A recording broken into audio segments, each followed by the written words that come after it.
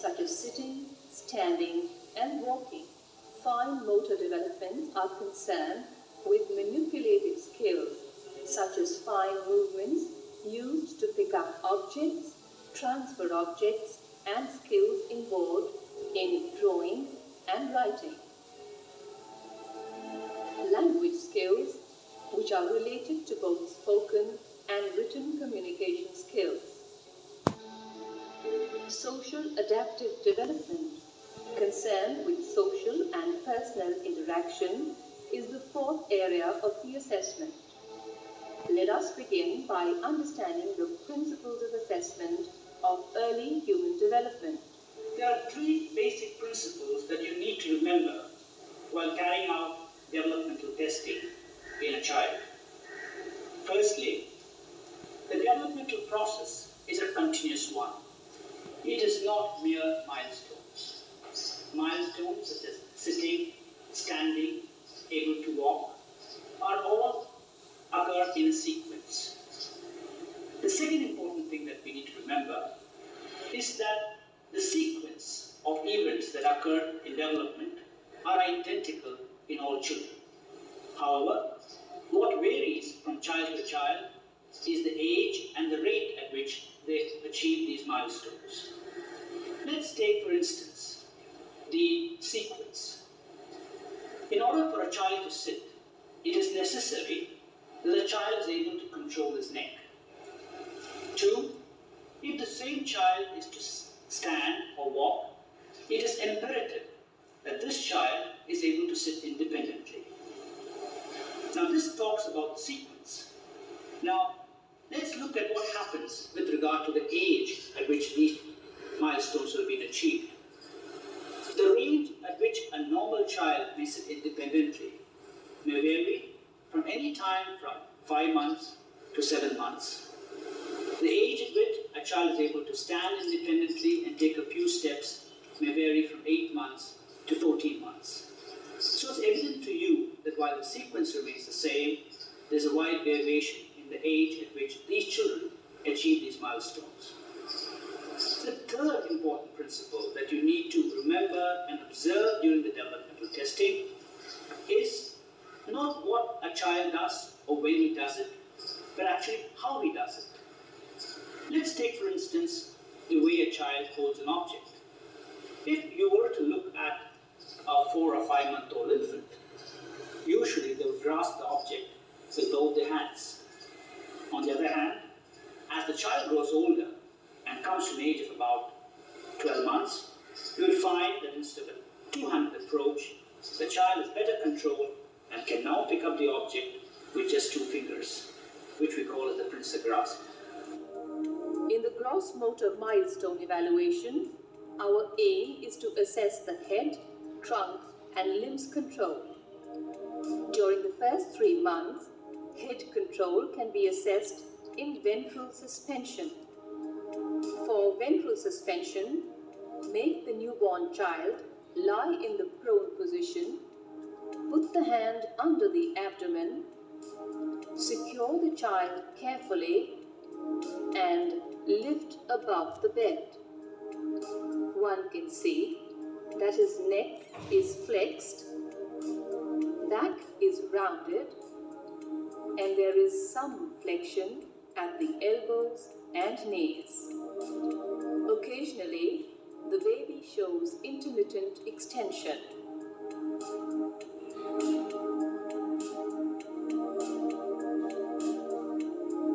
At the age of 6 weeks, the child is able to lift his head to lie in the plane of his body. At 3 months of age, the child is able to hold his head above the rest of his body and the legs are extended. Another method to evaluate head control up to 5 months of age is pull to sit method. For a newborn baby, gently grasp the hand, pull the baby to sitting position.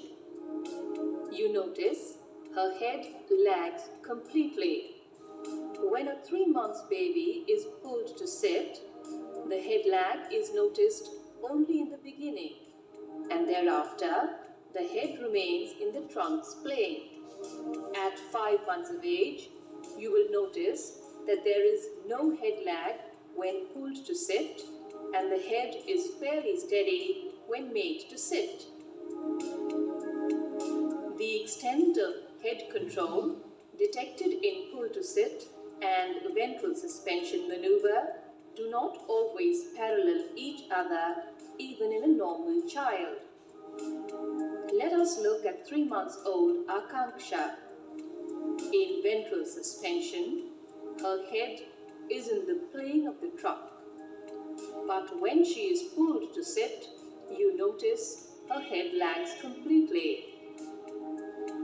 This difference is due to earlier maturation of extensor muscles compared to the neck flexors. After observing head control, we can now assess head and trunk control in prone position. A newborn baby during the first 2 weeks of life lies in the prone position with his head turned to one side, his back is rounded, and pelvis is high, and the knees are tucked in under the abdomen. When the child is 4 to 6 weeks old, the pelvis gets lower down, the hips and knees are slightly extended, and the infant can momentarily lift his head off the bed.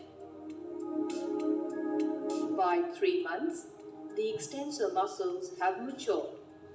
The infant is now able to lift his head and neck well above the surface, almost perpendicular to the surface. By 5 months of age, the infant is also able to lift his chest off the ground by supporting himself on outstretched hands.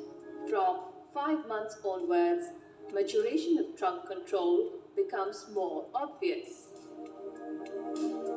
By about 6 months, we can observe the child to start turning over from prone position to supine position. Over the next few months, the infant also begins to roll over from supine position to prone position.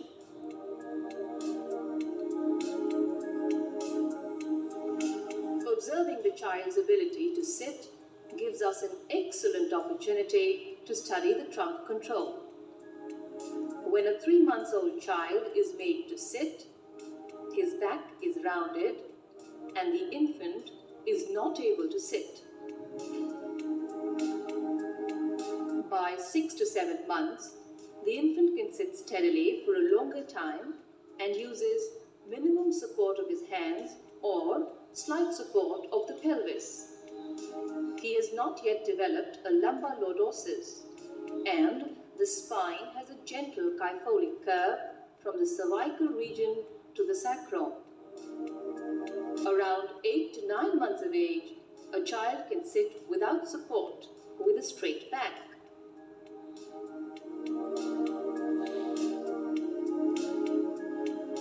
By 11 months of age, a child can sit without support and can turn around, also known as pivoting, to pick up the object from the backside without losing her balance. After having trunk control, the child is getting ready for locomotion.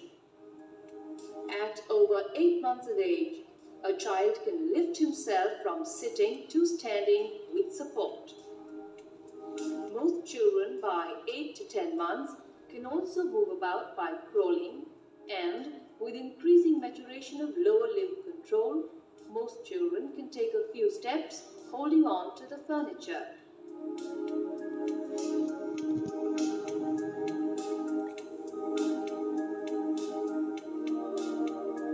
By 11 to 12 months, children can walk with one hand held. After their first birthday, almost all children are able to stand independently, and most of them begin to walk independently. However, notice that at this stage, the gait is broad-based.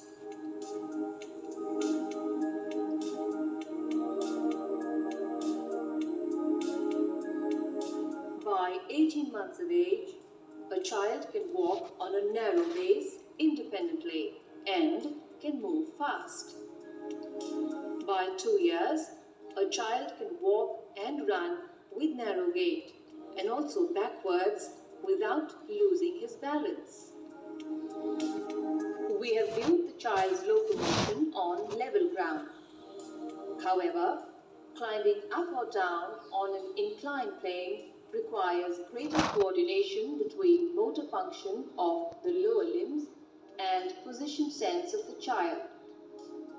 This can best be observed while the child attempts to climb up or down the flight of stairs. Between 9 to 18 months of age, a child can creep upstairs but cannot come down. Climbing up the stairs is learnt earlier than climbing down the stairs.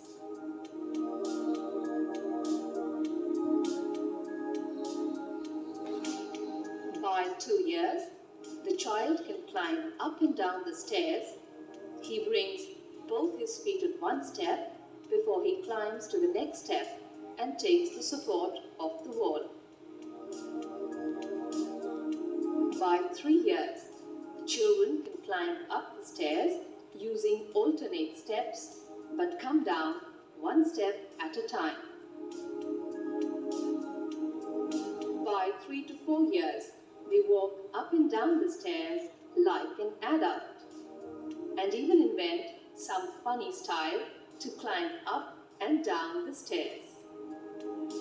Head, trunk, and limb controls, in other words, sitting, standing, and walking, complete the sequence of gross motor milestones.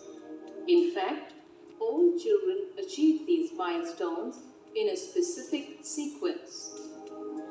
The development of a child progresses in a cephalocaudal pattern, that is, from head to toes. Maturation of head and neck occurs first, and the child slowly gains control over his head and neck. At 4 to 5 months of age, complete head control is achieved. By 7 to 8 months of age, a child can sit independently. And last of all, maturation of lower limbs occurs between the age of 10 to 12 months, and he is able to stand independently. By 13 to 18 months, a child learns to walk without support. What you have just now viewed is the gross motor developmental milestones in a normal child.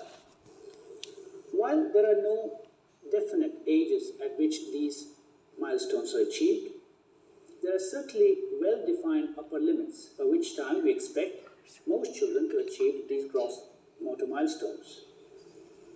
We could get cues to a delay in gross motor development by looking at some of these examples. For instance, we would expect that a child who has not achieved this